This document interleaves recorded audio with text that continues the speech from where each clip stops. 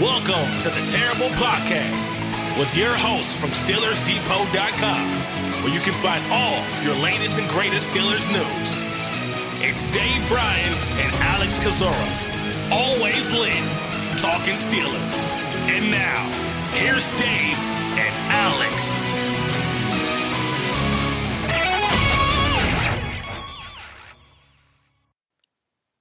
Welcome to the Terrible Podcast, Season 12, Episode number 42. He's Dave Bryan. I'm Alex Kozora, SteelersDepot.com. Thanks for being back with us on this Friday show day. We have a lot to talk about, more than I thought we'd be talking about, and some trade stuff that I didn't anticipate us getting into the nitty-gritty of, but here we are. Here we are indeed. Boy, I got a nice cup of coffee. I made it thick this morning. I had to cut it with a knife here. What does that mean? I'm not a coffee guy. What is thick coffee? It's just strong. Okay. Really, really strong this morning. And I think I needed it this morning for sure. And I suppose, let's see, this is Halloween weekend, so I suppose you have your costume all laid out, right? Yeah, I'm trying to think of a good joke of what I would be, but what were you as a child? Do you remember what you were as a child, or did you go trick or treating? Or yeah, I was like SpongeBob and Spider-Man. Nothing interesting or fun. And you were, I don't even want to know what you well, we couldn't afford costumes, so we had to really make our own. I think one of my earliest memories was going as Gene Simmons from Kiss. So that dates myself there for sure. But what was your favorite Halloween, or what is your favorite Halloween candy to date?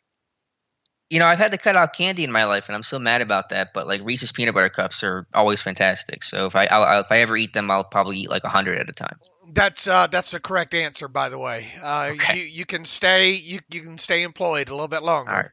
All right. Big test. All those years at Steelers Depot down to one specific question. Oh, I love some Reese's peanut butter cups, man. I can get in trouble with those little mini ones. You know, I can get in trouble with a bag of those in a heartbeat there. And like you, not a lot of sugar in my life right now. Unfortunately. So, I can't remember the last time I had one of those. I always would get upset. Never a big candy corn fan. I'm trying to think not a jelly bean fan or anything like that. But it was, you could always find those houses that would give out either the full candy bars or the Reese's peanut butter cups. Those were the houses. Well, there you go. But the big question is, this Halloween, will Melvin Ingram be going as a Pittsburgh Steeler, or will he be dressing up as another team? That's the big question. And, you know, we talked about this briefly on Monday, because over last weekend, Ian Rappaport come out with an article, saying about teams had been inquiring about Melvin Ingram. The Steelers were listening to it, but it all sounded like some smoke and just teams trying to maybe jump on the opportunity of Ingram being more the backup in Pittsburgh. But according to Aditi Kinkhabwala yesterday, her reporting was a lot stronger than that, saying that Melvin Ingram wants out of Pittsburgh because he's not happy with playing time. He's not happy being number 3 in this linebacker rotation, playing behind T.J. Watt, and Alex Highsmith played just, I believe, 17 snaps in the Week 6 win over Seattle. And so it's starting to sound like Pittsburgh is seriously considering trading Ingram. According to Kinkhabwala, the Chiefs made an offer for him, and other teams are inquiring as well. So this one, surprising kind of how quickly it's taken off, but Ingram, according to the reports at least, not happy with his role and is looking out of Pittsburgh. Boy, thank God for procrastination sometimes, because a couple of days ago, I think even on Tuesday, I was thinking about, all this Melvin Ingram noise and, not paying it no mind, and seeing so many people kind of tweet about it, and, especially, fans of other teams, and the whole Ian Rappaport thing. I was going to vehemently put that to bed on Tuesday Terrible Podcast, and got sidetracked and went a different direction with that terrible take on Tuesday there. And then lo and behold, you wake up, and the beauty about what we do is you never know what you're going to get on any given day when you wake up. And I was going to indeed record such a take on yesterday, Thursday, and then of course the Melvin Ingram report started to flow in a little bit there, and that obviously caused me to go a different direction with the Melvin Ingram terrible take there for sure. Look, let's start with recapping, I think, real quick, why I wasn't paying this any mind, and that's for starters. The only way I would even slightly entertain the idea of Melvin Ingram being dealt before the trade line was if he wanted out of Pittsburgh, and surely that wasn't going to happen. And beyond that, there's no money to save salary cap wise, either current or future on a traditional deal. I don't even remember. I have to research the last time that, and if it's even possible in the CBA for a team to compensate another team with, say, like cash, you know what I'm saying? From, like actual cap dollars or something. Now, we've obviously heard of teams taking over, big portions of remaining contract and stuff like that. But never have I can't remember the last time, or if it's even happened, of a team saying, okay, well, you've already spent this as a signing bonus for a player, and this is what's left on his contract. We'll obviously assume what's left on the contract, but that's it. So, in a traditional sense, there's zero money to be saved salary cap wise for the Steelers by trading away Melvin Ingram. Second, man, what does this team have as depth, at the outside linebacker position behind Highsmith and T.J. Watt? Well, it's basically just Melvin Ingram because, God bless Derek Tushka, but he, that's not anybody I don't think a lot of people want to see play a lot moving forward. Taco Charlton's on the practice squad. And yeah, he's got some experience, but do you really want him out there playing, potentially playing a lot of snaps should an injury or something strike? So that's yet another reason to think that Melvin Ingram wasn't going anywhere. Another reason this team's 3-3 and hopefully, or at worst going to be 3-4 come the Tuesday deadline there. So that's not the death sentence in my opinion. Yet another reason not to deal away Melvin Ingram. So that's all the reasons, which I view as all very legitimate reasons of why this team was not going to, or isn't, or not going to trade away Melvin Ingram. Now, once again, I prefaced all that by saying, surely Melvin Ingram not going to want out of Pittsburgh. Well, I mean, I guess the old thing, and look, we don't run with a lot of rumor reports or anything like that, but, and I know King Cabal is not a favorite of many, but she's pretty emphatic with that report, and really when you stack that on top of what Ian Rappaport, passed along a couple of days ago, Alex, there seems to be potentially some fire here where this smoke is, and I'm in the mindset right now, to be quite honest with you, after looking at this from all angles, that I think I'll be surprised if Melvin Ingram is still on this team come Tuesday at 4 p.m. That's the way it seems to be trending right now. The two competing thoughts between trade him and not is the reasons not to trade him is everything you just outlined about the value for this team, the depth he has for this team. He's done well for this team. He's versatile, kind of fits what this team needs as a number 3 outside linebacker. The compelling reason to give him away, to trade him away, is the old adage of Mike Tomlin: we want volunteers, not hostages. And if he doesn't want to be here and it's going to be a negative impact, then you trade him and you can still get a draft pick, which this team could use. They don't have really any sort of day 3 draft capital next season, which is almost certainly what Melvin Ingram would fetch. So, we talk about what it would take to trade him away. I think at worst a 5th round pick, and ideally for me a 4th. I know that and I think generally speaking, fans of their own team tend to overvalue players too much. And I know that other NFL teams are very, put a high priority on their draft picks. They don't want to trade away a lot of good draft picks for rentals and things like that, which is what Ingram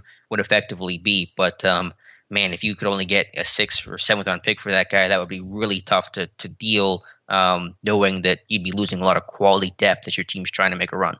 Yeah, and you threw a little bit of money at him as a signing bonus as well, too. Right. So first and foremost, you hate to lose the player. Regardless of what the pay is. I mean, the guy has looked pretty phenomenal in his snaps. And look, when I was thoroughly impressed, and I've said it several times on this podcast on those couple of instances that Melvin has has had his media sessions, man, just how can you not like the guy? Seemed to be saying all the right things and all. And I guess he just was under the impression that maybe his role was going to be one thing, or maybe he underestimated what Alex Highsmith would potentially be, or what the organization maybe thought about him. Maybe he thought he was just going to waltz right in and be the primary guy opposite T.J. Watt and get himself 7, 8, 9 sacks and run along into free agency and get one last payday there. Now, obviously, the groin injuries to both Highsmith and Watt provided an opportunity for Ingram to play earlier in the season, and he did, and I thought he's played well. I mean, almost weekly we're looking at a Melvin Ingram spin, or just throwing people aside like they're small children, and I'm shocked. I mean, I hope this isn't what it looks to be or what's being reported as being.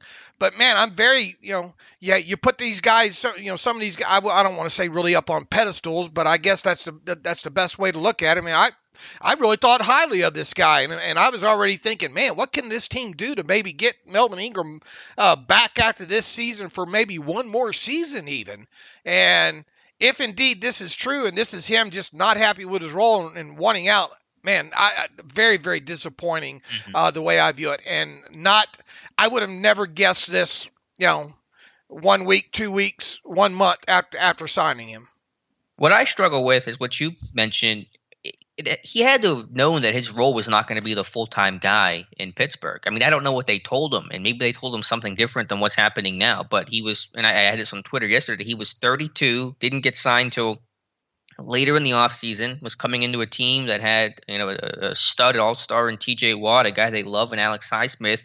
Did Ingram expect to be like the guy right away or at any point in the season? He knew there'd be a rotation there, and it seemed like he was comfortable with that whenever he talked with the media whenever he first got signed. So, I mean, again, maybe they told him something different, and maybe this is a James Harrison thing and LeGarrette Blount type thing where there was miscommunication about what the role was going to be. But, I mean, you'd have to think that he understood he was not going to be a 100% snap player the way he was with the Chargers.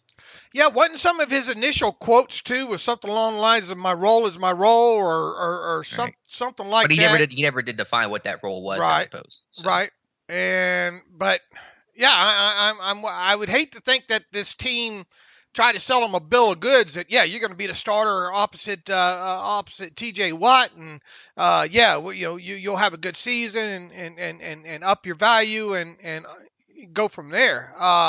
It's hard to believe that Mike Tomlin or Kevin Colbert would kind of sell it that way, Yeah, and he has played a lot this season. He's played over 60% of the time. And I know that's partially because of the injuries there. And last game against Seattle, he didn't play a ton. But is the frustration there solely coming from that one game? Because that Seattle game was the first game that he didn't play, a lot of snaps. So is that where all the frustration and the trade request is coming from? Yeah, I don't get it. I don't get it overall. I'm trying to pull up. Let's see, Melvin Ingram on if he knows what his role will be. This was July 24th. We never really discussed roles. We talked about coming in and working hard and letting everything take care of itself. Well, I don't know. Again, it's hard to imagine that he would have thought, and if he did, I think it would be incorrect to assume that he was going to be the starter and the full-time guy, given his situation being 32 and coming off surgery, and they have a second-year guy in Highsmith who they really like and is playing well when healthy. So that's a little baffling. Here's another quote. This one came from Josina Anderson on July 19th. I met with Coach Tomlin. You can tell he's very involved and a player's coach. That's what stood out to me. He wants to win, and that is what I am on. My role is my role. He just told me to come in and be me. Everyone knows how I play. So maybe he just thought that, look, I'm just going to waltz in here and they're going to see how good I am, and I'll be in the starting lineup, Yeah, I mean, maybe. According to him, it does not sound like they really laid out a specific role for him. It was just come in and compete. But, I mean, again, he has played 62% of the snaps this season. Again, that's partially due to injuries. And I know he didn't play a lot last week, but that's because Alex Highsmith played every single snap against Seattle. And that's not going to happen every single week going forward. So his snap count's going to probably be around 30, 40%. And then one injury, all it takes to open that door for him to become a starter again. So I'm not quite sure. But the question is do you trade him? Do you make your team worse because, just to get the guy out of there because he does not want to be here and you do get a draft pick? I mean, that's the dilemma that you have to deal with in the here and now. Well, I don't think I'd give him away just for a bag of footballs. Right, but even for like a 5th-round pick, I mean, you're still making your team worse if you're just trading for a draft pick. I mean, if my eyes have not seen what I've seen on tape already, if I'm just judging it maybe from stat book scouting or what not like that, this is a kick to the groin, if you ask me. Are you in club groin now? Yeah, I am. I stay in club groin, quite honest with you. Right. I'm 50 something years old. That happens. Even getting a 5th-round draft pick for him right now, which is, in my opinion, if we're talking just player for one draft pick or one draft pick only as compensation, even if it's a 5th, I'll walk away with my head down and kicking rocks. It feels like such a loss. Which, by the way, would basically be a mid to late 5th or basically an early 6th, because whoever you're trading him to is going to be a contender. So the draft pick's going to be a later pick. So it's really going to probably be like a 6th-round pick. Good point by you. All right. So, I mean, that even makes me want to walk towards the bridge while I kick that rock on top of it. Anything a picture over here. Yeah. When's that book of yours coming out? Yeah. So far, so good. So what? Already got the title picked out. And the only part is picked out as the title. That's it. Yeah. The rest will be highly regarded as probably fiction to most, but or science fiction. It would just feel like such a loss. And could you find a team that maybe give you a 4th? I suppose. Maybe, but I mean, you're talking about what, an 11-week or 10-week rental here by the time this goes around, because obviously, I mean, this late in the week, I mean, are you going to deal him away this late in the week right now? I think you do it after the Browns game. Right. So in other words, you're on into week 9. So you have 10 official weeks left in the NFL season. What is a team going to give up for a 10-week player? Maybe you could get a 4th. I've been surprised in the past, but even a 4th-round pick, okay, all right. I still feel a little bit, cheated to some degree, I guess. My view on it at this point is, and especially if you can't get, let's say, more than a 5th, is try to find that, this is a 3-3 team right now. And, as we sit here on this Friday, you can make arguments that this team maybe has a potential to be a 6-3 team, over the course of these next 3 games. Can you find some sort of player, maybe get a player and a 7th-round pick or something like that, and a player that can help you now? And you mentioned Cardinals wide receiver Andy Isabella, who does appear to be on the trade block in Arizona. Another article came out today that indicated the Cardinals are willing to shop him. He's barely played at all this season. I don't know if he even has a reception this season over there in AZ, as they've drafted guys like Rondale Moore, and they have Christian Kirk, I believe, and A.J. Green. They signed those kinds of guys. So if you could get maybe... Oh, you had to throw A.J. Green in there this morning, didn't you? Yeah, with the way that Packers game ended yesterday. So maybe you could do something with that to get that cheap speed that you've talked about quite a bit. So maybe there's something there. But either way, it feels like no matter what you trade Ingram for, you're going to make your current version of your roster a worse version of it as you're trying to win. And that's typically not the mindset Pittsburgh goes into a trade deadline with. Right. Absolutely. And look, I mean, no, I don't think anybody's jumping up and down when they hear the name Andy Isabella. But I mean, when you look at what might be available, when you look at, and the Steelers had Andy Isabella in for a pre-draft visit back in 2019, so there is interest there. I think the SPARK scores all line up with what the Steelers look for there. He is a guy, correct me if I'm wrong, that can play all 3 wide receiver positions, a guy that does have some speed, probably not a guy that you're going to consistently go vertical with, but a guy that, the way Matt Canada can use some of these guys in motion and handoffs and use some of that speed, I I think that's a legitimate maybe option. Maybe you got him in a 6th-round draft pick, let's say, something along those lines. Because once again, he hasn't. This is a wide receiver that hasn't lit it up in the NFL yet, and the Cardinals just don't seem to know what to do with him there. He would be, I think, under contract through next season, so you at least have some time to play with him past this season as well too. It's not sexy at all, but it's the first name that came to my head because I think this team could use a player, that give you a little bit maybe more out of the slot. And a guy that also has that speed. And how many times have you and I talked about it? This team adds any wide receiver here before the trade deadline. You would hope to see somebody with some blazing speed. And I think he does indeed have that. Now, outside of Andy Isabella, I mean, I haven't looked at the list yet and gone deep into it. Maybe you've gone deeper into it. Is there another wide receiver out there that has, straight, someone that could just go deep and take the top off of coverages here? That might potentially be an option. On the defensive side of football, I don't think you're going to get any kind of an edge rusher back as decent compensation for Melvin Ingram one-on-one. So what about a nose tackle or somebody, someone that you could plug in there, those however many 15, 20 snaps a game or whatnot, and especially good against the run? Is there one of those laying out there around somewhere that somebody be willing to deal you?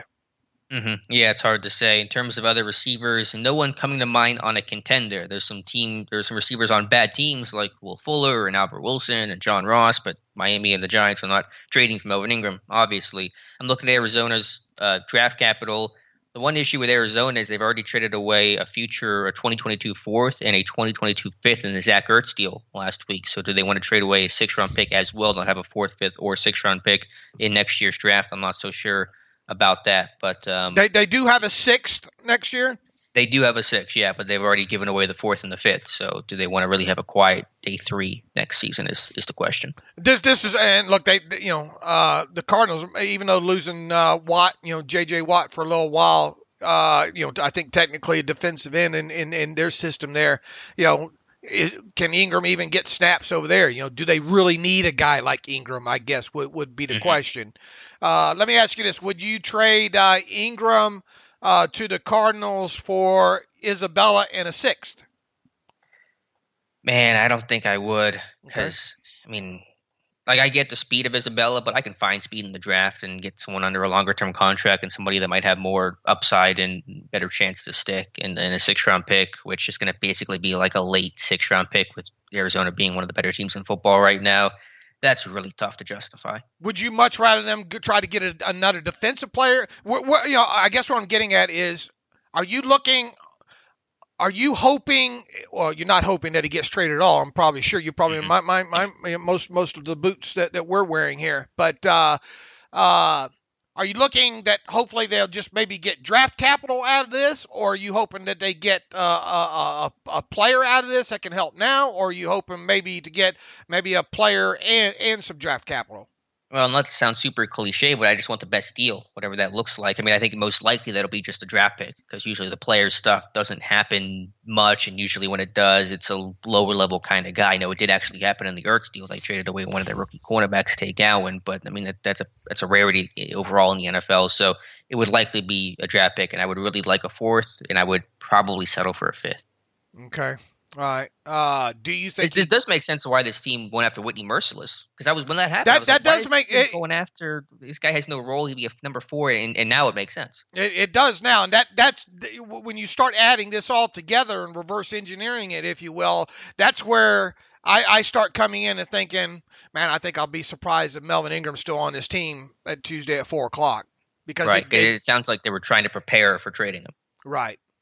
So, yeah. Would you deal? Here's something else that popped in my head, and this isn't going to be sexy at all either, but bear with me. Would you trade Melvin Ingram to the Titans for Ola Adeni to get him back, and maybe a 6th or 7th round draft pick?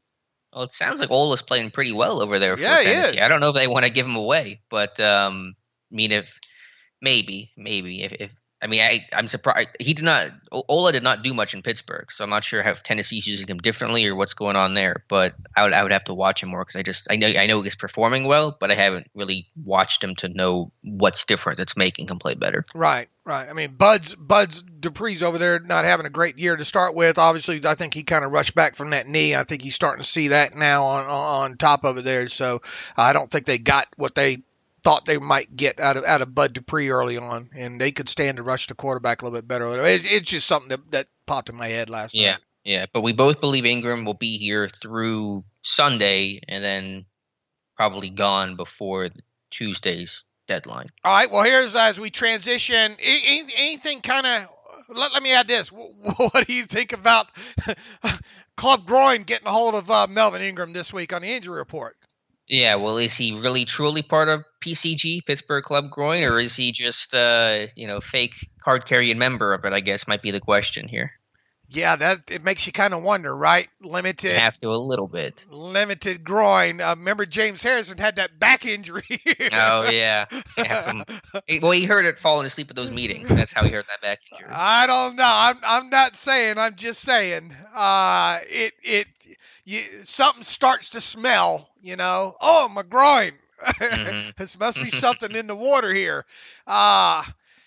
Is there any chance Melvin Ingram is inactive this weekend? Yeah, I think there is a chance. I mean, we'll see what today's practice report and status report looks like, but yeah, I think there is a chance. I mean, especially if you're another team right now and you have trade talks going on, and if you're that other team, you don't want to see Melvin Ingram play this week, do you? Right. I mean, if he does legitimately have a groin injury, he could easily re-aggravate that, and then you just can't trade him. Right. And the Steelers part as well, too. And maybe the Steelers designated him with a groin injury to make it look a little bit better because maybe they don't want him going out there 100. I really have my tinfoil hat super tight this morning. But, maybe they don't want him going out there going 120% in practice. Right? Not that he probably would right now if he's wanting out. I'm not saying that. But all of it. When you start adding all of it, the merciless stuff, these reports from NFL Network showing up on the injury report out of nowhere with a groin injury, being limited in practice, the trade deadline being Tuesday. I don't know how many more Blues clues that you need there. Yeah, so we'll see what today's practice report looks like on Friday, but yeah, man, if he is inactive, then that means you have to bring up Taco Charlton, right?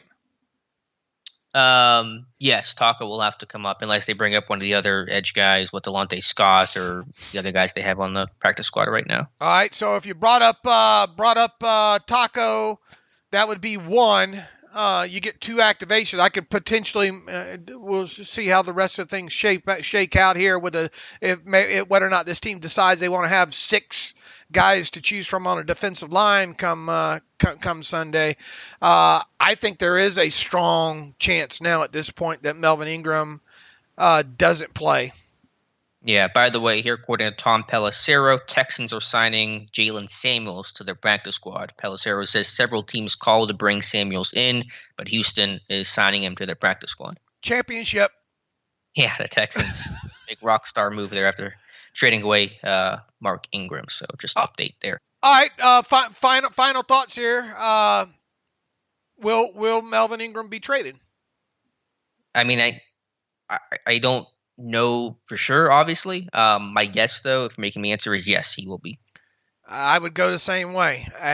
I'll just put you this way. I'll be a little bit shocked now if he's not, based on all the smoke that seems to be flowing around right now. And then, I mean, even if you kept him, I mean, what is he going to, do you run the risk of him pulling, I guess, a James Harrison and getting himself cut later in the year? Yeah, it just depends on how he's trying to sell the trade. Is he threatening that? Is he doing anything that's out of character? I mean, I don't know. So that was something you can only really judge, obviously, internally based on the way he's acting. James Harrison was very clearly forcing his way out. Is Ingram just asking to be traded, but is going to live with the fact that if he's not, then he'll just play and play well because he's got money on the line for next season when he becomes a free agent? I don't know. It just depends on how he's handling it. I mean, he seems like a really good guy. So I don't think he's going to try to pull a Harrison, but who knows? Yeah, all this, I mean, to wrap all this up, it's all just very disappointing if indeed it's true. And I know we get a lot of Twitter, well, look, the media's causing this, and I don't believe that. I think there is some level of legitimacy here with Melvin Ingram not liking his role, and if all possible, would like to go to a team where he can play more. I don't think this is a Dede trying to cause problems or Rappaport or anything along those lines. Do you? No, I don't get that sense with the multiple reports about it. It's just, I mean, is he going to go somewhere where he's going to play 100% of the time? I mean, is that an option for him? I don't know if it's going to be. So is he just going to go somewhere to play 10% more of the snaps? That's a great question. I don't know how to answer that. All I know is it'll be interesting come time Wednesday roll around. If we're talking about former Steelers outside linebacker Melvin Ingram, or still current, and what can we expect from him moving forward? Look, I mean, if he's to me right now, I mean, there's a good opportunity. He's still going to play a lot of snaps and still have some production in Pittsburgh if he were to stay. You know. And it's just one injury, all it takes. Walter Highsmith, he's back being the guy again. You know, and he still put up some decent numbers in that. They're not asking him to drop all that much, right? More than he should. Actually, it was like 15% last I checked, which is about 15% more than it should be, but not a ton. Yeah, maybe he's got Lamar Woodley disease. I don't know. But anyway, we spent now, I guess, about a good 20 minutes on that. When was the last time Pittsburgh traded someone away at the deadline? Does that happen under Colbert? Man, I know I threw out recently, when is the last time the Steelers traded away a player after the start of the season and before the trade deadline? I think Joshua Dobbs is a correct trivia answer to that, right? Right. But like a deadline deal that was more mid-season, I don't know if it's happened under Colbert. I can't remember.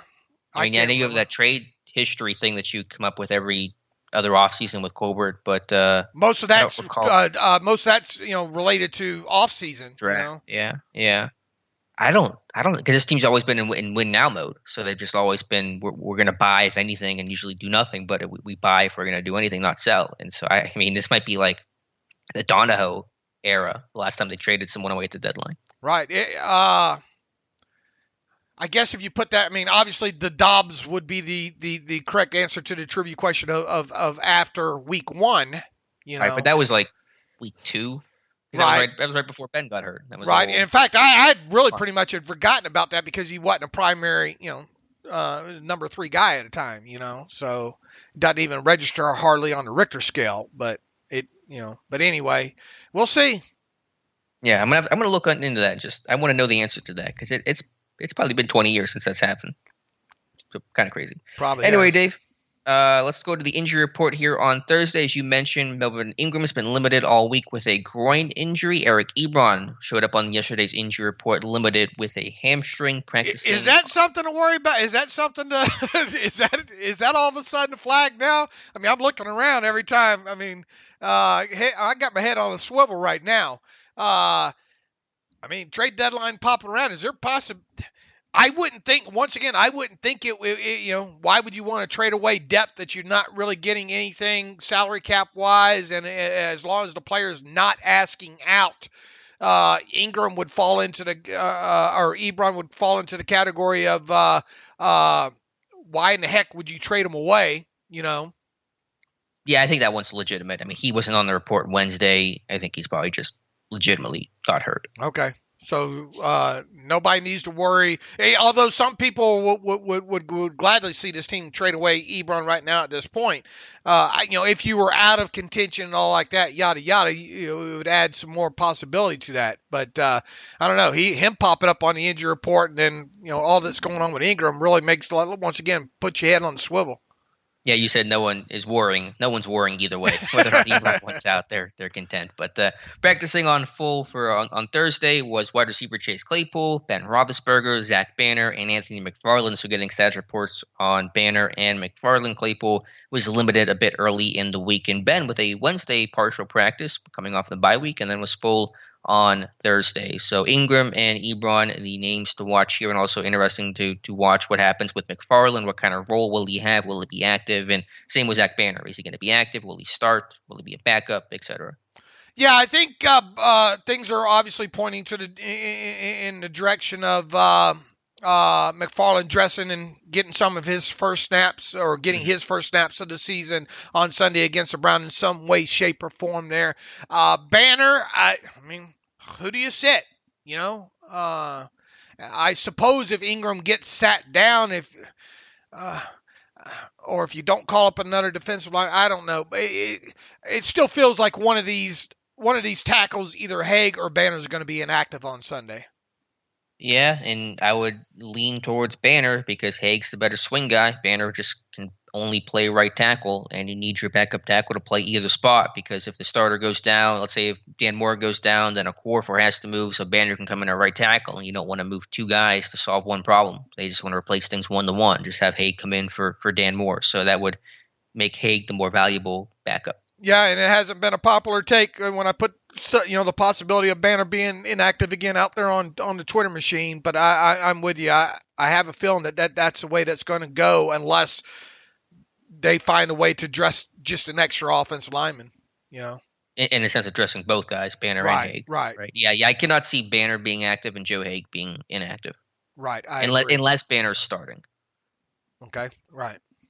So. The way the coaches have kind of danced around Banner questions too makes it sound like, well, he's still getting back up to full speed, and it hasn't come off as full confidence that that they would use him this week. Right. So I'm trying to find out. I'm trying to find the exact quote real quick from because Canada was asked about him yesterday. Do you have that quote in front of you?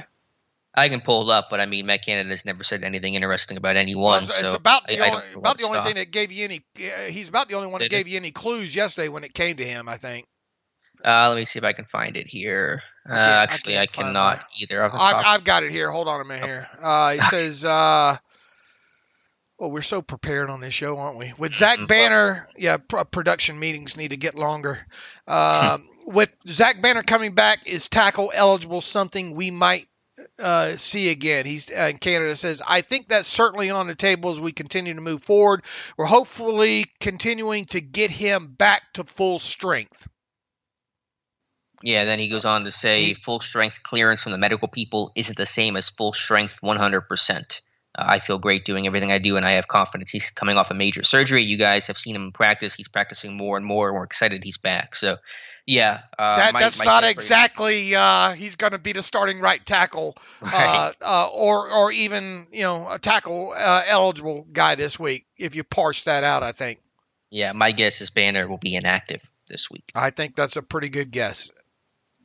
And then the other inactives will be your typical Haskins, Buddy Johnson, probably Akella Witherspoon, and obviously this will be partially dependent on who, if anyone, gets elevated. That'll shape the number of inactives, whether that's 5, 6, or 7.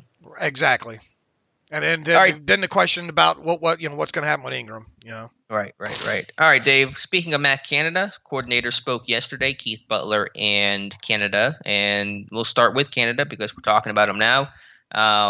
What did he have to say? Because I always loathe listening and reading the transcript of the Matt Canada question and answer, which is more question than answer. Yeah, absolutely. Not much. I thought, Claypool talking about his skill set and what he provides and the ability to move him around. Do you get the sense that maybe Uncle Dave's going to get his wish to see more Claypool in the slot this week? I think we'll just see a stronger rotation of receivers in general. I think obviously you'll see Washington play more. I think you'll see him more in the slot and on the outside. So I think just across the board, you'll see, a healthier rotation of McLeod, Claypool, and Washington, and maybe Miller if he gets to call up. And the way and Claypool's been good at just not giving good answers as a second-year player during his media session, but he did confirm something I've thrown out there for a while, that he did play, slot at Notre Dame, and in fact, most of his first season there, and I think at one point he wanted to throw out 25%. but I think he stopped short of naming an actual percentage of snaps that he played at Notre Dame. I don't know. Maybe Chase Claypool listens to the Terrible Podcast, because I think I'd quoted somewhere as like somewhere around 21% in the last 2 seasons of him playing in the slot at Notre Dame. So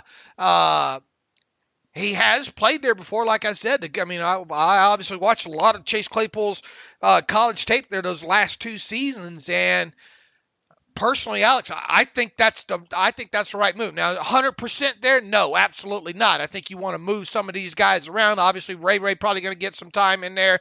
You could see James Washington flip over in there occasionally, but I think the best way, all these questions since the bye week and on has been, what do you got to do to get Chase Claypool going? What do you got to do to get Chase Claypool to start to make that second year jump? I think this is a perfect opportunity to do it, is to put him, which was primarily Juju's role, 80% of the slots maybe in the slot. Yeah, I mean, he played 14 snaps in the slot, I think, against Seattle, so he played some there, but the rotation just wasn't strong enough overall. They kept Claypool on the outside the majority of the time, McLeod in the slot, and Washington on the bench. So I think as you just see that rotation become a little more mixed, and that is going to probably allow Claypool to play inside a bit more. All right. As far as what else Matt Canada said, first down. That's my Red Cashin imitate. Do you know who Red Cashin is? Do you remember who Red Cashin is? Never. Literally the first time I'm hearing that name in my entire life. Okay. Red Cashin was an old NFL referee for years. Probably stopped being a referee about the time you were born. I'm guessing it's been that long now, but very demonstrative, real older kind of, I think, country gentleman. And every time he'd signal first down, he'd go, first down. Really hang on that, string out the syllables there and all like that. So anyway, the age gap is showing here now. Canada was asked about first down yardage this offense has had, obviously through through the start of the season. And I want you to make sure you're sitting down for this, Alex. The Steelers entered this week last in the NFL in average yardage gained on first down. Well, I am shocked. All right, now let loose of your pearls. You're not surprised by that, obviously. Would you be surprised? I mean, were you surprised that they were actually last, or? I hadn't checked the stat in a couple of weeks. I knew they were near the bottom, around just above Chicago for the first month of the season or so, because I was tracking that stat religiously early on, and then it had gotten better. Matt Canada seemed surprised by it. I think he said really, so I don't think he knew the stat specifically. But his answer was mostly a non-answer, but it was a little weird because he said, quote, again, all that matters is winning, which, okay, fine. He says, not minimizing your point, but as we talked about last week, third down is where there's a real critical stat for us. Yeah, I get that, but what you do on first down? Let's not get to third down. Well, the point is, what you do on first down usually correlates to where you're at on third down. If you're the worst team on first down, generally you're going to be in a bad situation on third down. So there's a pretty strong relationship there. So I think that was a weird interpretation of it, because what you do on first and second down obviously influences where you're at on third down. Yeah, and then he gave out the rocket scientist answer of look, if we want to get better on first down, we have to hit some deeper shots down the field. Well, duh. I mean, yeah, you hit some of those big plays, that's gonna open up your average, right, or up your average some. So in other words, you're saying we want 4 yards and a cloud of dust, or Ben to hit one deep. Yeah, I mean, I think it's more important for this team to stay on schedule, stay on script with kind of those more manageable first down, get 3-4 yards kind of a deal. But obviously you want to get some big plays. And I imagine a lack of big plays is one reason why their average overall is probably lowest in football. Right. And now look, I sort of get what he's trying to say here. We want just some successful plays on first down. If we can get 4 or 5 yards on every first down play, then we should be good. We should be able to stay above the, ahead of the chains, and then get into a lot more. When we do get into third down situations, there'll be a lot more manageable. I get it there, but I don't think that was the answer anybody was looking for there. The way he delivered it. Again, just spinning it to focus on third down being the important stat, which it is, but understanding the correlation of what first down does and how that impacts third down, I think is the key there. Pittsburgh only 24 plays of 10-plus yards on first down. That's tied for 30th in football, only above the Texans. And if I go to 20 yards, they're probably also near the bottom. So they're just not getting a lot of big plays on first down, which is one reason why that yards per play number is so low, because if you get a couple of explosive plays, that's going to help skew the number up a little bit. All right, explosive plays would indeed help the Steelers on first down, or for that matter, any down, as I wrote in my... And they only have 3 plays of 20-plus yards on first down, which is dead last in football. The Steelers offense has had problems all season, as I wrote, when it comes to creating explosive plays and even outside of first down. So far this season, the Steelers offense has just 3 explosive plays of 20 yards or longer, and just 3 of those were deep passes I didn't qualify it. I need to go back and edit that there, but 3 explosive plays of 20 yards or longer, and just of those, I phrased that all wrong. Those were, I think it was, how many? Let's see here. Consider past travels for the season. Steelers quarterback Ben Roethlisberger has attempted just 6 total deep pass attempts of more than 15 yards down the field, and he's completed just 2 of them. So they have 3 explosive plays, I believe, of 20 yards or longer on first downs, and right. 2 of those are completed deep passes. Okay, yeah, that matches the number I just pulled up. So yeah, that those 3 plays are the fewest in football. All right, and once again, one of them was a 20-yard run, I believe, by Najee, and then the other 2 were deep completions. I think one to Deontay, maybe one to Claypool there. So that boils back into the argument of Ben needs to be able to hit more downfield, regardless of down.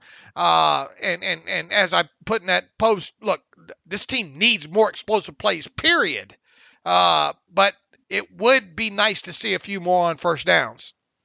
Yeah, it would be, for sure. And just so you're not having to be in third down as much if you're hitting big chunk plays, to change field position and get in scoring range and those kinds of things. Obviously, a good thing for any offense. They are averaging, I think, you take out the kneel downs and all, and I think it's 4 yards per play on first downs this year, and that's last in the NFL. Now, will it get any better starting this Sunday in Cleveland? For whatever it's worth, let's see.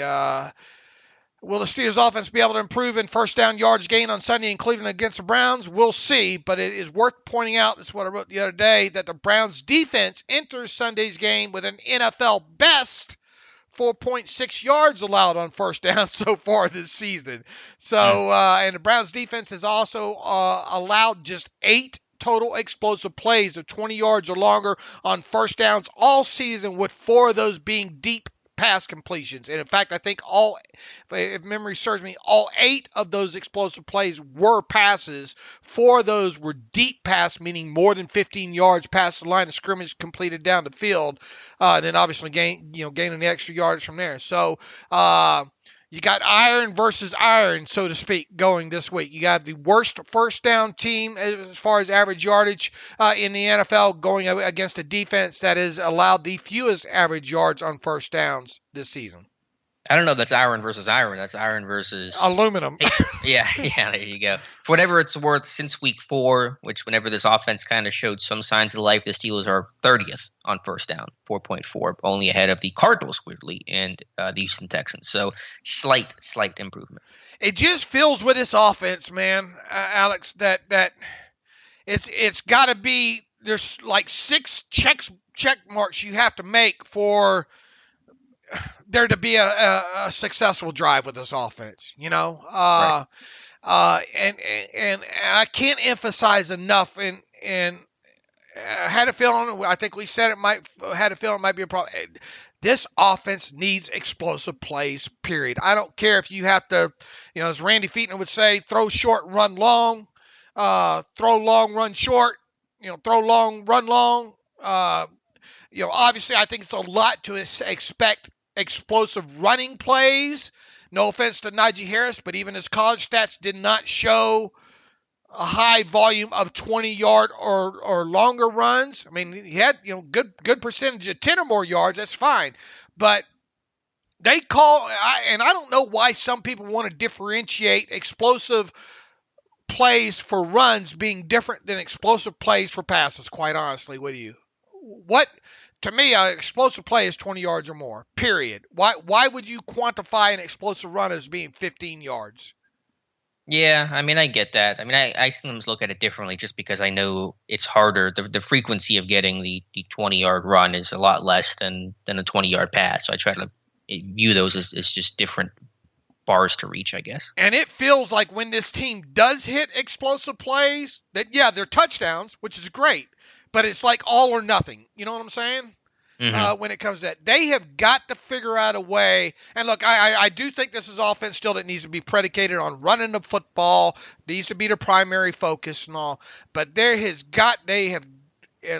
this offense wants to do anything for the rest of the season moving forward, and look, they might even win these next 3 games by not doing it.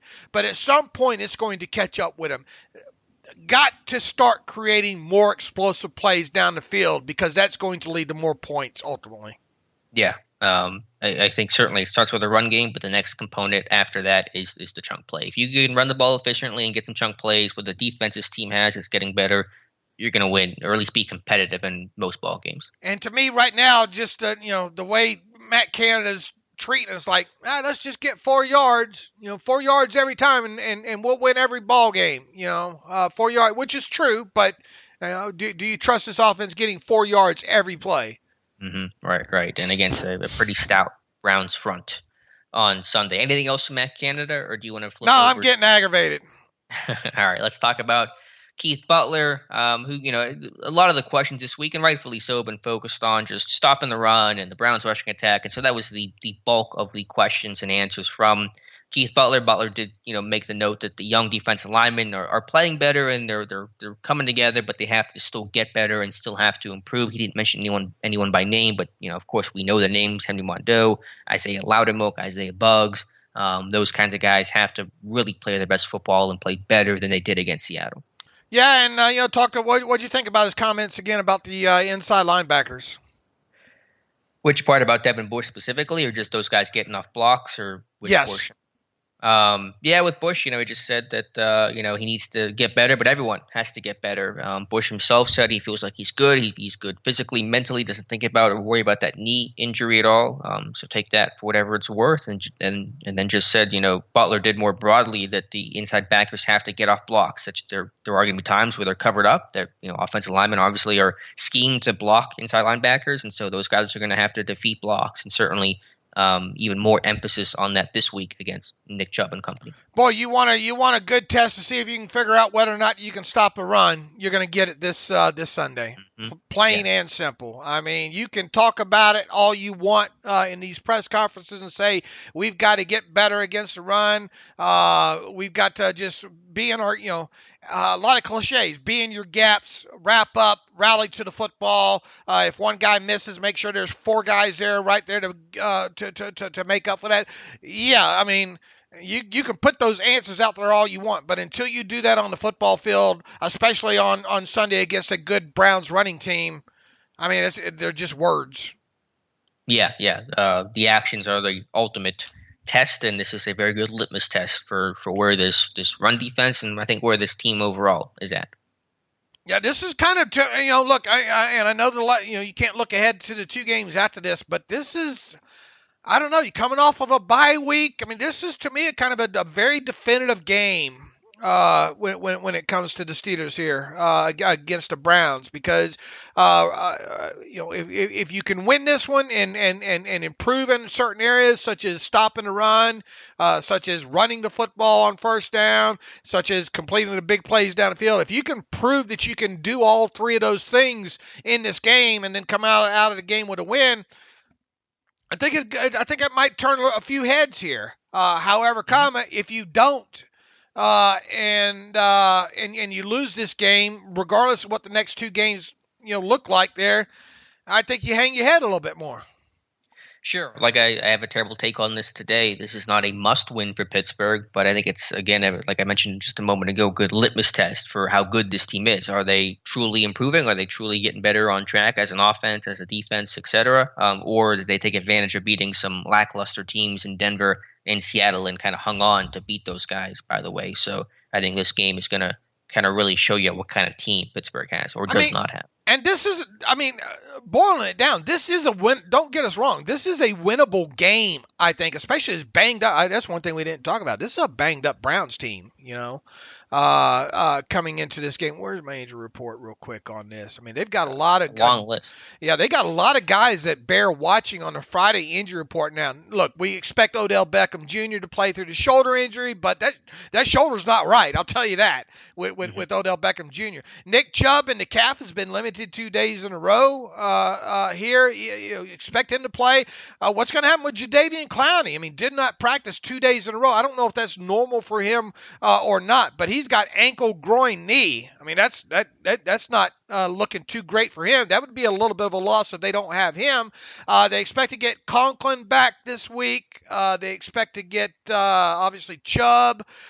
J.C. Treader, their center, showed up as did not practice on Thursday after being limited. I don't know if that's been kind of protocol for him or not. I wouldn't think so, coming off of kind of a long week there. So J.C. Treader not practice on Thursday. I don't know if there's a little bit of a red flag there or not.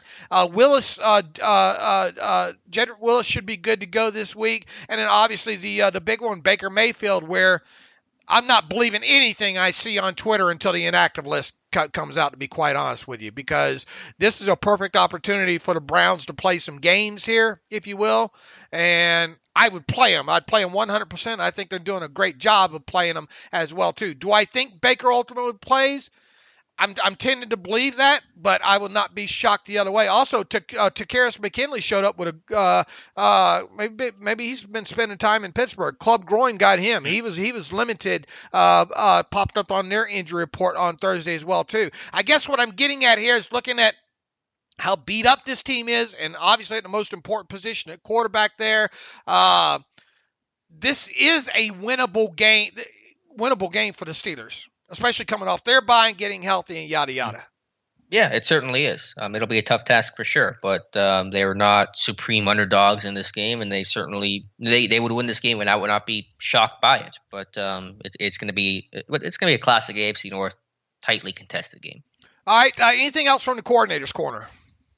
No, I think that sums it up well. So I think we should probably move on and keep talking about this Browns game and what Pittsburgh has to do to win it. And so, yeah, I think we'll start with the Steelers defense. And again, it all does come down to, I shouldn't say it all comes down to, but it certainly begins with the Steelers run defense in their front seven and being gap sound and not getting reached. The Browns run the zone scheme. They run it really well. And certainly Pittsburgh's been hurt by some of those zone runs where the cutback lane's been a big issue. They've had trouble defending, not getting it squeezed backside, guys getting out of gaps, guys getting reached. That was an issue in the third quarter against Seattle last week. So not missing 19 tackles, being more gap sound, that's kind of where it begins to stop this Browns attack. And, even when this defensive line was healthy, I guess back to last year and all like that, this has still been a problem with this Steelers defensive front when getting stretched out, when especially running some true outside zone stuff,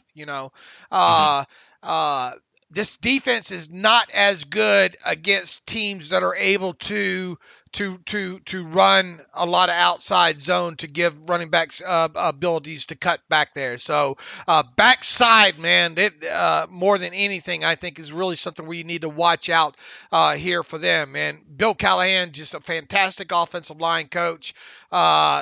Got these guys coached up really, really well. I mean, is this the best offensive line in the NFL as far as run blocking goes? When they're healthy, yeah, close, it's right up right? there. I'm not sure which one's better, but I think when you combine good players with good backs and a really good scheme, that zone scheme is so tough to stop. And Pittsburgh has always had trouble more against zone schemes, and they have more, gap and power schemes. Pittsburgh's going to have their hands full for sure. I mean, all three of Cleveland's running backs, I know Hunt's not playing, but all three of them, Chubb, Hunt, and Johnson, are averaging over 5 yards a carry. This, to me, is the best rushing attack in football, and so Pittsburgh's got to stop the run. Absolutely. First and foremost, I mean, you sell out to do it. I think you have to make Baker or Case Keenum win this game and be patient overall. You wouldn't think that they would try to do a lot of stuff exotic with Baker Mayfield if he does play. They'll roll him out occasionally on and maybe try to get him where they know they can get him in some clean space to maybe make some throws on the move. But everything else for him, I think, is just going to be quick passing game with him, and then occasionally if they can max protect up, there ain't gonna be no 5-yard pass, James Pierre. Dadgum. 5-yard pass. So I think it's a red flag when they go into kind of max protect looks. That's when they're going to try to take their shots down the field. There you have to try, especially if Baker plays, you have to hit him. I'd be willing, maybe not that I advocate dirty play. I would advocate maybe some echo of the whistle hits on Baker Mayfield after he delivers the football, if you know what I mean. I want him to know that he's in this game and that he needs to think about protecting that left shoulder in here, because the longer that you can have him, the more that you can make him drop back, especially in third and long situations there. He's either going to hold on to the football too long in those situations and potentially find himself on the ground, or B, he's going to say, I ain't throwing for the chains. I'm going to throw short of the chains on third down and see if we can get the first down that way. And obviously that plays into a defensive hands if they can make the tackle and get the ball on the ground quickly there. So, but once again, it all goes back to stopping the run early here, because if they stay ahead of the chains, it puts them in a lot better situations where they can throw some quick short passes there, get their screen game involved, and that can snowball easily into them running the mess out of the football in the fourth quarter. Yeah, I was looking, just if you look at Mayfield's stats, and I know he's not played well enough this year. He's obviously been hindered by the shoulder and the labrum injuries. But the one number that looks a lot different, that's worse from last year, because actually his completion percentage is up 5 points. His yards per attempt's up 1.5 points. But the number that's up negatively is the sack rate. It's up almost double where it was last year. I know that's partially because of the offensive line, the injuries they've had to Conklin and to Wills with that ankle injury, but he's just run himself into a lot of sacks and a lot of pressure. And so hopefully that can continue. Pittsburgh got to get 3-4 sacks on this guy for sure. But it's just a unique offense, because in this world of 11 personnel and spread the field out and receivers and stuff like that, Cleveland's old school running the football, ton of 12 personnel, 21 personnel. They have a backup fullback. The starter Janovich got hurt. They got a backup, and I think Stanton is his name, number 40. But the concern is, especially if Baker plays, because Mike Tomlin on Tuesday said that the offense doesn't change much between Baker and Keenum, and I get that to a fundamental point, because the identity of this offense, regardless of quarterback, is the run game, the zone scheme. But if you watch how they open Week 6 against Arizona with Baker and Week 7 against Denver with Keenum, it's totally different scripts. I mean, Keenum was screens and boots in the run game. Against Arizona with Baker, it was empty out of 12 personnel, which is what Cleveland did to Pittsburgh last year, where they had, they would come in heavy, keep Pittsburgh in base, and then spread the field out and attack horizontally, hit tight ends on spacing concepts over the middle. So I imagine they're going to go back to that well, especially if Baker's going to start, and I believe Baker probably will end up being the guy in this game. So I'm really worried about not only the run game, but how they will kind of pick you apart underneath when they come out and empty out of 12 personnel, which is just like a killer against Pittsburgh. And they got Felton over there that as well too. Yeah. That what is he? Is he a running back? He's been more receiver than running back, but he's a versatile guy and a good return man. That is a guy that you can play some games with as well too. If indeed they do. The thing is, if they do go empty, you're inviting people coming after you. So yeah, but that ball comes out quick when they empty, because they're throwing that top of the drop. The one guy we got to talk about, talk about the max protect stuff. I know neither of us were super high on him in the pre-draft process, but Anthony Schwartz, because he's going to get a big play on you, because he's got legitimate 4.3 speed. Yeah, and I think you're going to see too, regardless of the quarterback, that they try to mix in at least early in some opening script, some sort of reverse or double. Double reverse, something like that, to try to elongate the defense and get them thinking, okay, we just can't sit here and worry about high diddle, send Chubb up the middle. I think you're going to see that to try to slow things down as part of the stretch. You're going to see, I think you're going to see that.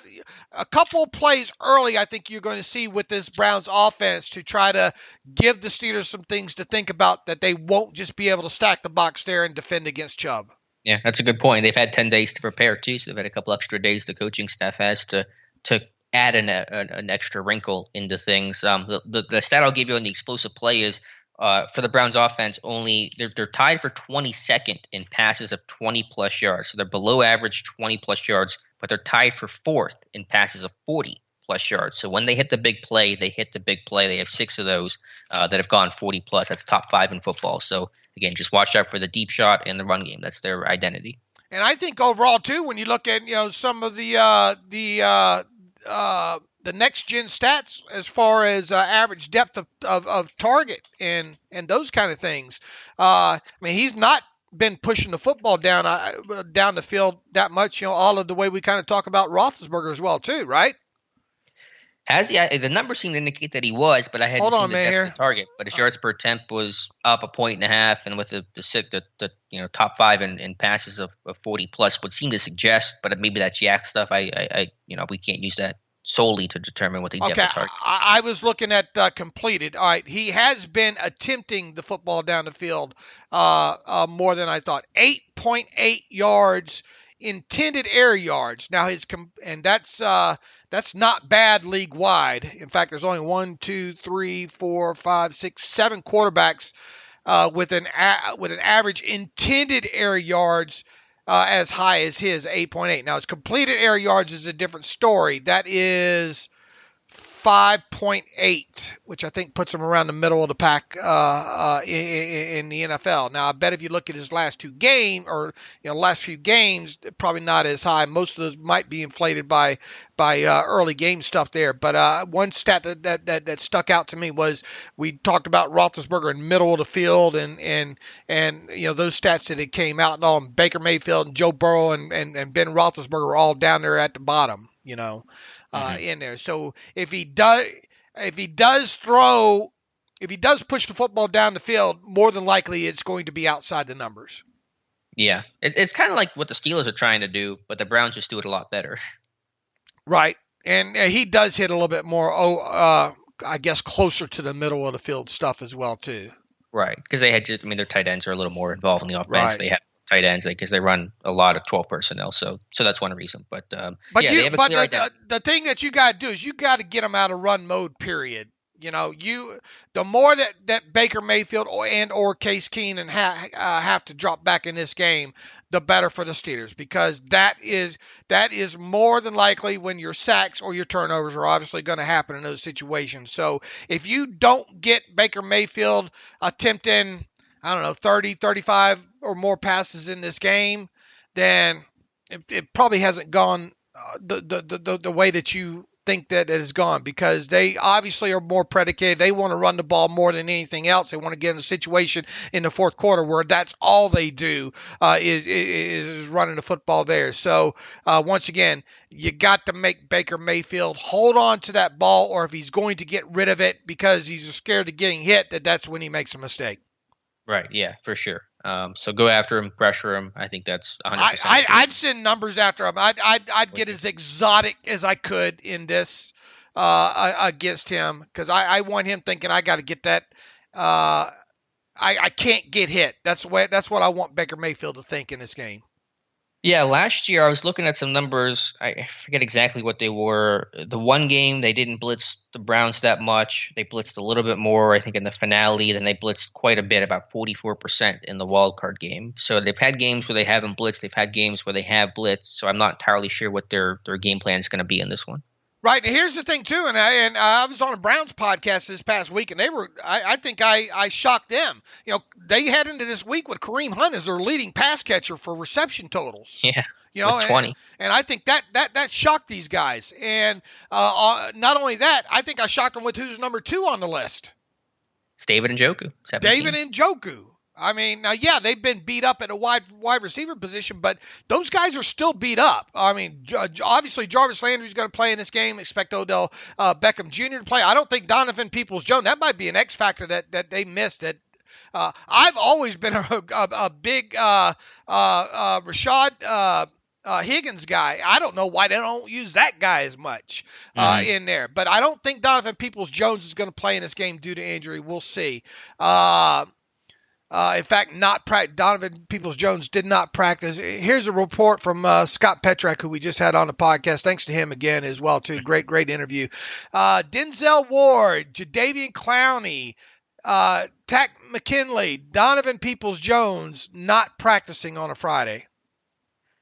Yeah, he's not played a lot, DPJ, for them this year, kind of less than what I think fans thought. They were hoping for a second-year jump, but he's still, he's obviously a threat whenever he's out there. So not having him certainly going to be a loss because he's a jump ball machine. All right. So, and look, when those Browns wide receivers catch the footballs this week, I'd hit them, man. I'd hit them. I'd lay on them, because they're a not 100% group here. So could be a big game. And be careful with Austin Hooper, man. Right. Jarvis Landry, always a thorn in your side on third down for sure. Let's flip over to the Browns defense, Dave. And for me, I know there's going to be 22 guys on the field each play, but to me, this one comes down to two names, Dan Moore Jr. versus Myles Garrett. Welcome to the NFL, Dan Moore. I know you've been in the league for a little bit, but this will be by far your toughest task. And so how he handles it personally and how Pittsburgh helps him, to me, the number one story to talk about. Absolutely. You cannot have Myles get anywhere close to Ben Roethlisberger in this game. Ben's got to work on run straight at him early a lot. I mean, run at him a lot.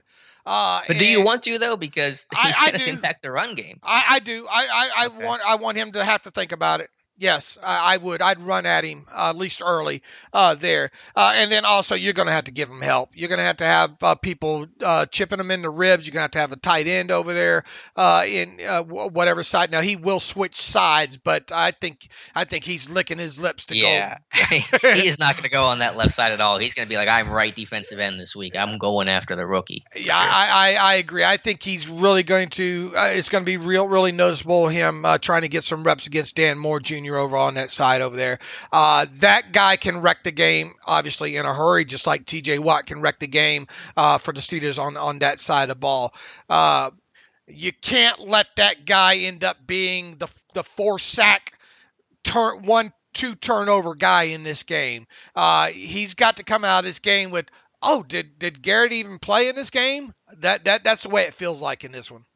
I don't even need that level. I just need Garrett didn't kill us. He's not the reason why Cleveland won this game. Like, Garrett's going to get his probably in this game occasionally, a couple of hits and maybe a tackle for loss, but nothing where he's the storyline of the game. If we can avoid that, then that's good enough for me.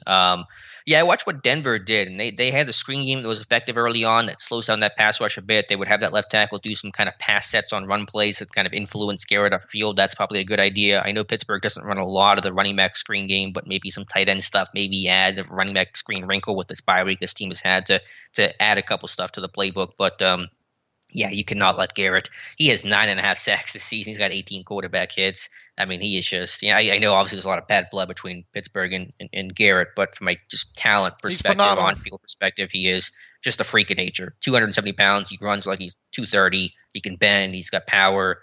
Dan Moore has his hands full. And Moore has played okay this year, but he's not been great by any means. And so he's got a whale of a test. And you're right, they have to give him help, but it's a little more unusual, a little harder to give help on the left side. Usually it's the right side type stuff because the tight end's typically over there. You're right-handed, with the way the running back comes out and stuff like that. So it's going to be, I think, a little extra difficult to help on the left side because you normally are sliding to the right, and it just kind of, you're trying to flip everything this week.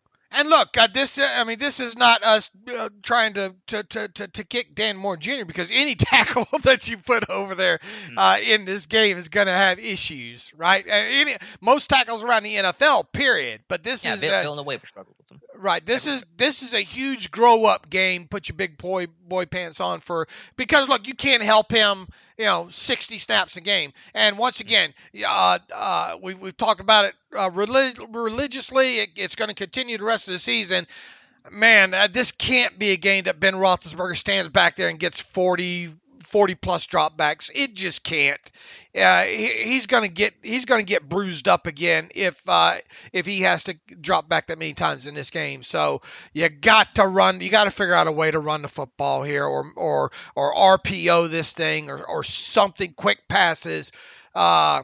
You got to figure out, and it's not going to be an easy task. Now, once again, the way this injury report is shaping up for the Browns, it's not ideal for them. If Denzel Ward doesn't play, that's pretty big. If Jadeveon Clowney, who would be their pass rusher on that other side if Clowney isn't in there? Probably Joe Jackson, I believe is his name. He's got a sack. He's a good athlete, but Garrett's going to be the big guy. They got Malik McDowell and Malik Jackson on the interior, but and Tack might not play either. I mean, if they got a potential of maybe missing 3 good pieces of that defense, over there. So maybe that allows you to even pay even more attention to Myles Garrett, But once again, yeah, you're right. I mean, it starts and ends right there. I don't think their corners have played all that great, to be honest with you. But the problem is they rush and coverage goes hand in hand, right? And if you're able to rush the passer religiously, it makes that secondary look a whole lot better.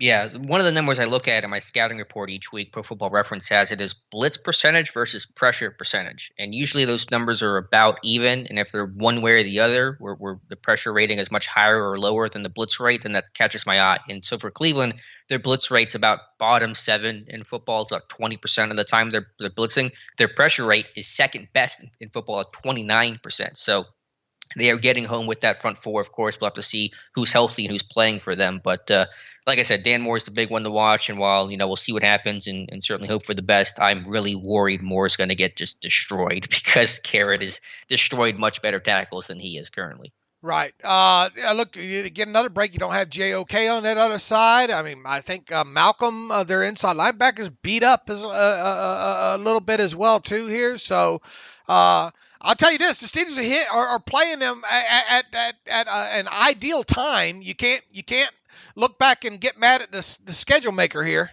Mm-hmm.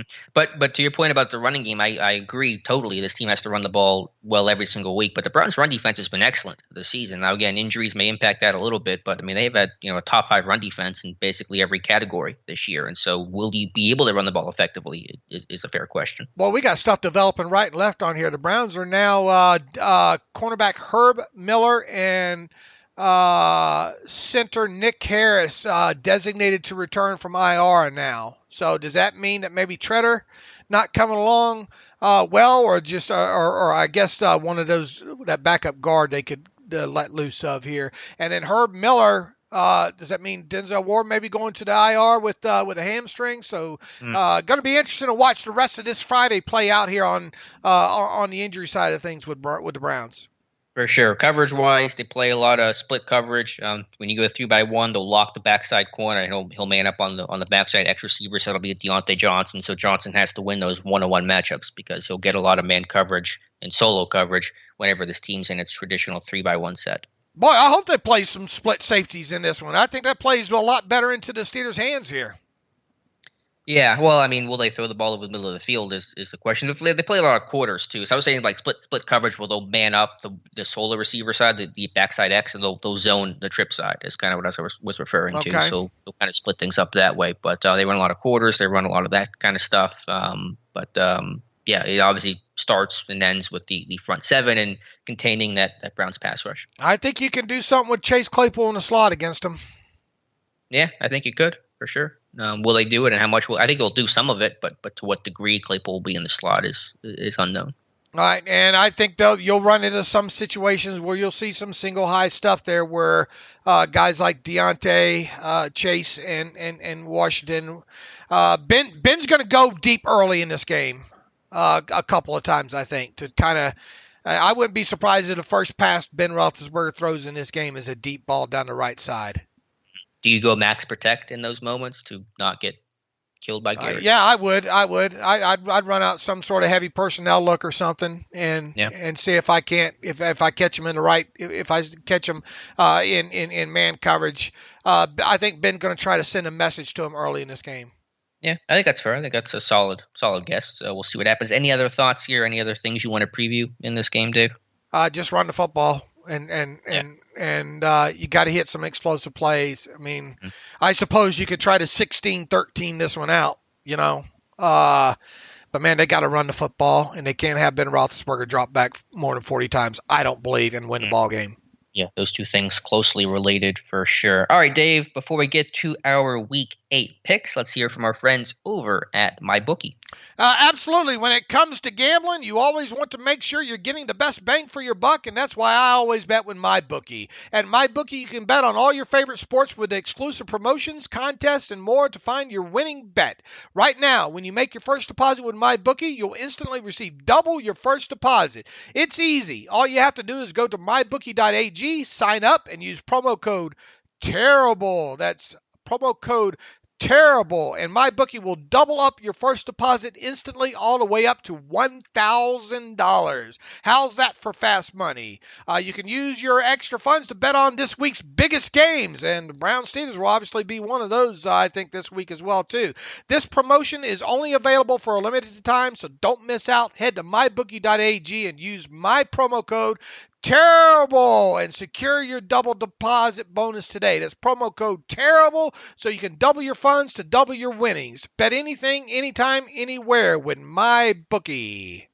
And we both picked the Packers last. It just kind of felt like a game where, like, if the Packers weren't the obvious team, but they were the obvious team. We just kind of felt like Rodgers was going to will and find a way to keep that one close and ultimately won the game. Yeah, obviously the Packers had all that injuries going into that game, and I think that's kind of what led to people looking at it. And this was, obviously an undefeated Cardinals team playing at home, prime time.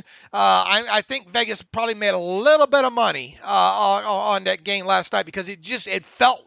At least from what I was seeing, it felt overwhelmingly that people were jumping on the Cardinals, laying the points there. Alex and I went the other way, had the Packers +7, and obviously come away with the W there. Moving on into this weekend's games. Miami Dolphins at the Buffalo Bills. Here's a big line for you to start off with, Alex. Buffalo Bills -14 at home against Miami.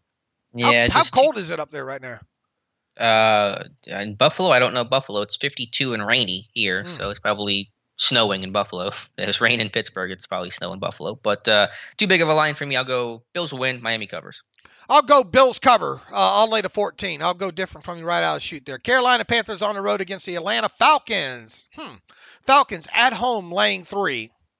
Yeah, I'm going Atlanta. Carolina's just a mess. They've had quarterback roulette already starting with Darnold and P.J. Walker. McCaffrey is still out, right? And so I'm going to go Atlanta. I'll go with Atlanta to lay the 3 points in this one as well, too. The Philadelphia Eagles traveling to Detroit to take on the winless Lions. Lions +3.5 in this game.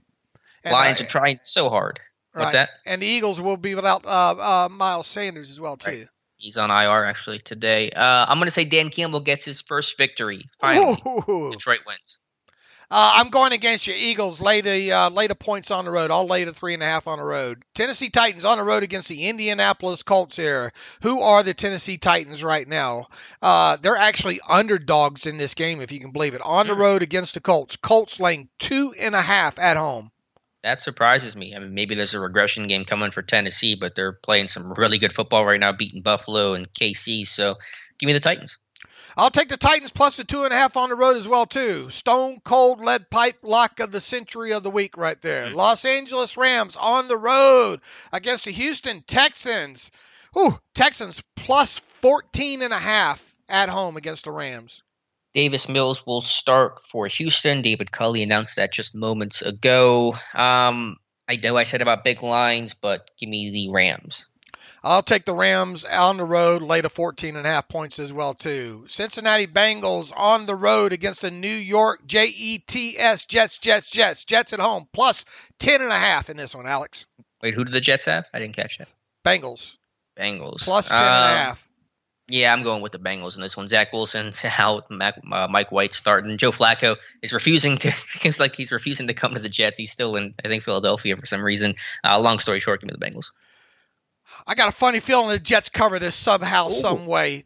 I don't think they win, but I think they cover. I'll take the Jets plus the 10.5 points. San Francisco 49ers on the road against the Chicago Bears, and the Bears obviously were the next opponent up for the Steelers. Bears at home, +4 against San Francisco. Yeah, that Bears are +4 here. Wow. That offense just a mess for Chicago. Give me the 49ers. This one I don't know about here. Lance is starting, though, for San Fran, I think. Trey Lance starting. Give me the Bears +4 here. I'm not sure if they win, but I think they can make this at least a field goal game. So I want those 4 points from the Bears. Jacksonville on the road against the Seattle Seahawks. Seahawks laying 3.5 in this one. It just looks so bad with Geno Smith under center. Give me Seattle, though. I think Seattle wins big in this one. I'll lay the 3.5 with you there. New England Patriots on the road against the Los Angeles Chargers. Chargers at home laying 4.5. Give me the Chargers.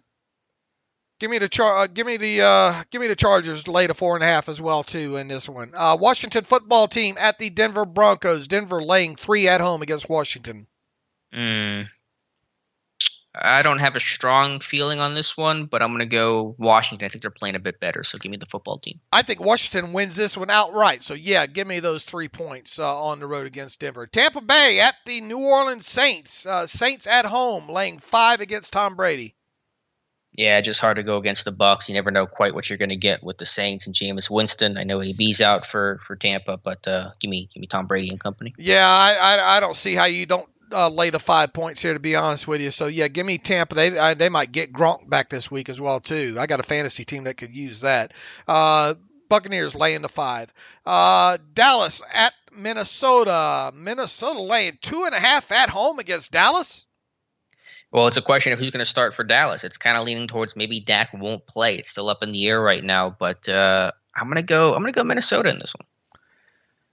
Yeah, I'm on the fence about this one as well too here. Hopefully, I'd catch this at 2.5. If it moved to 3, I'd get a little bit worried there. I'll take Minnesota. I'll lay the 2.5 at home there. New York Giants at the Kansas City Chiefs. 9.5 Chiefs at home against the Giants. I believe that's the Monday night game. I've tried to have faith in the Chiefs every single week and pick them, and they go against me every single week. I think they've only covered once this season, somebody said. So I don't know. The Giants are a mess. I'm gonna regret doing this, but I'm gonna go with the Chiefs again. I'll go with the Chiefs. They'll get it figured out this week, I think. I'll lay the 9.5 with you against the Giants. That brings us to Sunday, 1 o'clock, First Energy Stadium in Cleveland. The Cleveland Browns hosting the Pittsburgh Steelers. This one seemed to stick pretty right at 3.5 points here all week long here. Browns at home, laying 3.5. I don't want. Is one of us going to be a bad guy here? One of us going to be a good guy? I don't know. Why don't I go first this time? Sure, go ahead. You be the bad guy. All right, I am going to be the bad guy here. I got to see it, Alex. I've got to see them win a game like this. Look, the Browns got a lot of things against them there.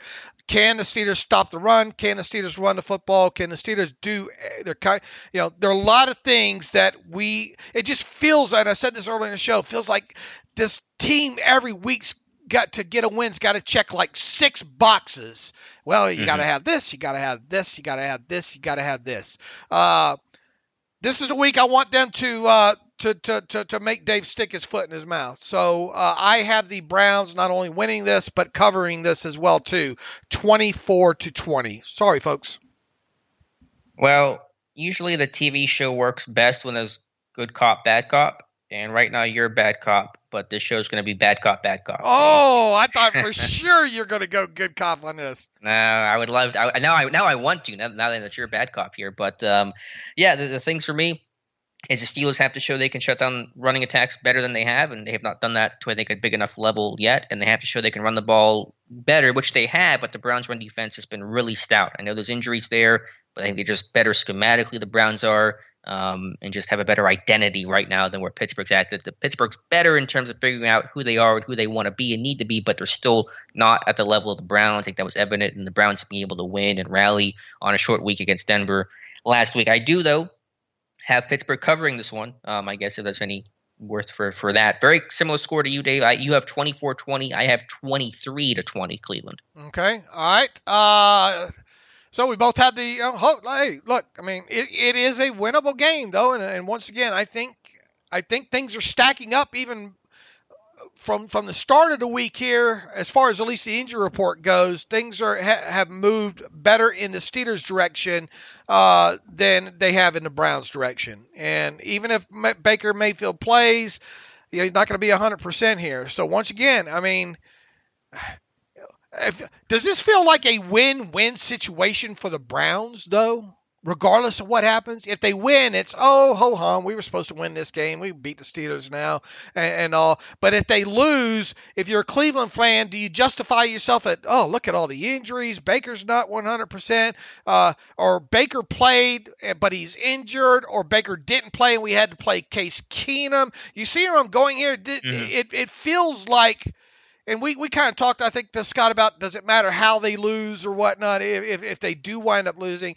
To me, it feels like Browns fans get out of this game fine regardless of what happens, I guess. And I know not many people worry about that, but it kind of sets up as this game as kind of a win-win situation for the Browns regardless of what happens in this game. And I know that sounds crazy because it's a divisional game. Look, that's another important thing for the Steelers here. Going down 0-2 in AFC North ball this early in the season is not advisable.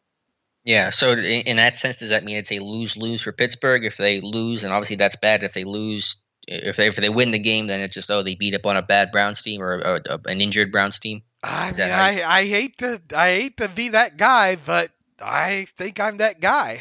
Yeah. Well, I point taken, but in those lose-lose situations, you know what the best thing for the Steelers to do is? Win. Yeah. Win and let the narrative be whatever it's going to be, because it's a whole lot better of a narrative whenever you're winning than when you're losing. So maybe that's the case. It's probably going to be how Browns fans rationalize things. But as Tomlin says, we do not care. I do not care what the Browns say about this game. I want Pittsburgh to win it no matter how they can do it, and that's a positive thing. We need the Adrian Rocky hospital scene here in the music that follows here, where she says, win, Rocky, win. And then Mickey says, what are we waiting for? Take us. And then the music starts there. That's a very compelling scene. Have you even seen that movie? I saw the first Rocky when I was like 8, and I don't think I've seen any of the others. Oh, man, you got Rocky 2. Rocky 2 is such a great movie there. Win. What are we waiting for? Take us. All right, let's get to the email box there. Jelani Suleiman, hey, David and Alex, hope all is well. The Steelers seem to be having issues stopping the run with the losses of Tuitt and Alualu being key factors in that. With that being said, do you think it's worth potentially inquiring and trading for Javon Hargrave? I think the loss of Tuitt will still be a big one. I feel like Hargrave, being familiar with the Steelers scheme and how well he played in Pittsburgh, blah, blah, blah. Looking at their schedule, they still have to play the Browns again after this week, the Bengals, the Ravens twice as well, the Titans, the Chargers. Anyway, long story short, but what do you got to give up to get a guy like Javon Hargrave and the salary and all like that? I mean, ideally, if somebody's drunk on the phone and I can get them to make a deal for Javon Hargrave, I'd try to pull it off whatever way they could. But realistically, I don't see how that happens. Yeah, Hargrave is playing as well Lights out. Interior defensive tackle, not named Cam Hayward this year. So, I mean, I don't think Philadelphia is trying to give him up at all. So, in a magical world and in a Madden world, sure. But I think Madden's the only way you're trading for Javon Hargrave again. Yeah, I mean, ideal world, get Javon Hargrave back in there. I just don't see how you come up with anything that makes that happen, though, Jelani. I mean, who wouldn't want Javon Hargrave back in here? But from a realistic standpoint, I just can't see it.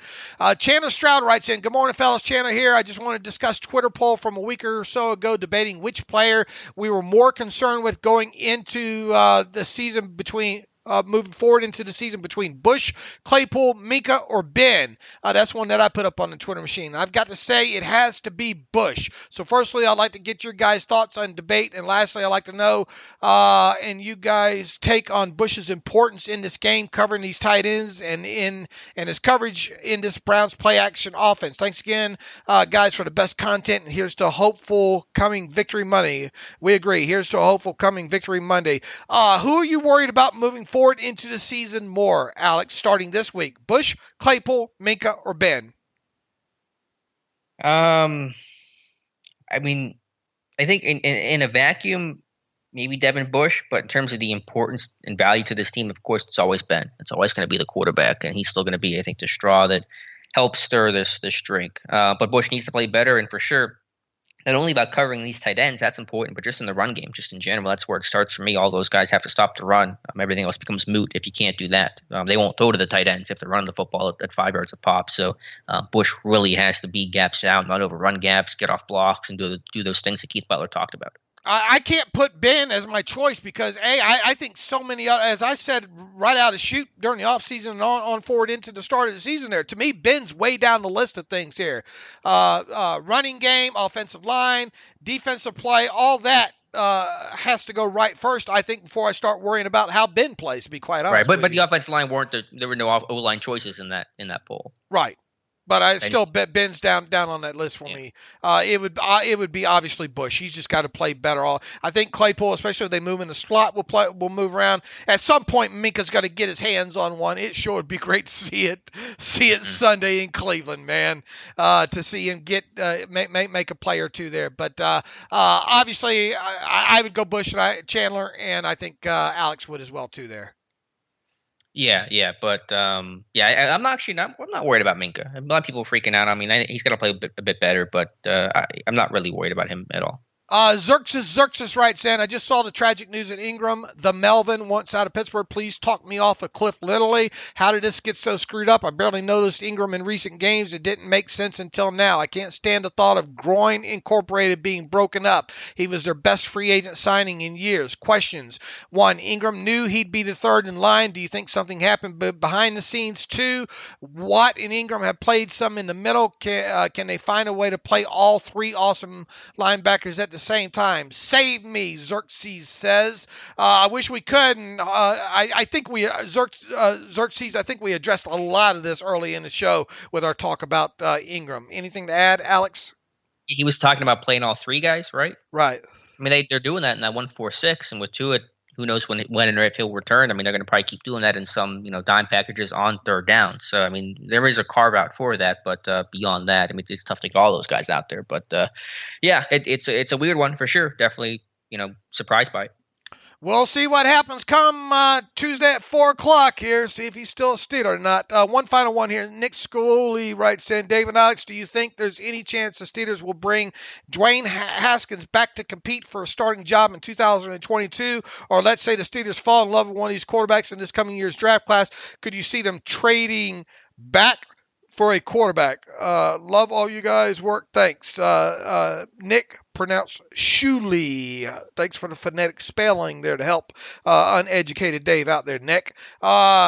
Look, I mean, Haskins is going to be a restricted free agent, so you can easily tender him at an original round level at whatever the number is going to end up being. I forget, 2.8, something like that, million, and easily bring him back. I don't see why you don't, because I don't believe that's going to be a guaranteed contract either. So unless you were just had a lot better options at quarterback, I don't see why you don't tender him at an original round level and see where it goes from there. Period. Now, does that mean he's locked to make the roster at that point? Probably, no. But I think at worst, assuming he keeps his nose clean and all the other caveats that go along with that, I think you at least restricted tender him at an original round level and let him compete. Yeah, I think he'll be on the roster in some capacity. I mean, will he be in the mix to start? Maybe in a technical sense. I don't expect Haskins to be the guy next season, obviously, but there's a lot of variables involved that it's really hard to start pinning down who will be the guy. I think it is one of those unknowns and the biggest unknown heading into the next offseason. One last one from Jim Bendis. I lied. Would you trade Benny Snell for Matt Ioannidis? Matt Ioannidis last season with Washington and no longer a starter. He's been a good pass rusher in prior years as a starter, has a bunch of sacks, came close to getting a safety in a game. He did start this year. It's the same week that we beat the Broncos. With Gibson constantly hurt this year and may not start this week, Benny Snell will help the Washington football team. So is this a win-win scenario? This is a win-win scenario in my eyes. What do your eyes think? I mean, I loved Ioannidis coming out of Temple. Temple, tough dude, wore one of those single-digit numbers. I think he's been really good against the run. He's been hurt, I think, quite a bit. I feel like that'd be stealing to get Ioannidis for Snell straight up. I don't think he fits that Washington scheme well. They already have a big back in Peyton Barber, and they like kind of more space backs in Gibson and J.D. McKissick. So I'm not sure why Washington would want to do that trade, but if there was a way I could get Ioannidis, who I think is on what's his contract situation? I'm not 100% sure. I'm not sure either. Of his actual game. I've always been a huge fan of him, part of that great defensive line with Payne and Allen and Chase Young. So, sure. I mean, in a vacuum, that sounds great. He's signed through next year. He's going to be owed a decent amount of money next year, though. But, yeah, always been a big fan of Matt Ioannidis. And he has earning $5.35 million this year, so prorating that out, probably still, I guess, around $3 million or so left that the Steelers would have to afford against the cap this year, and then set to earn $6.6 million next year. I mean, I mean, would Washington just dump him though for Benny Snell?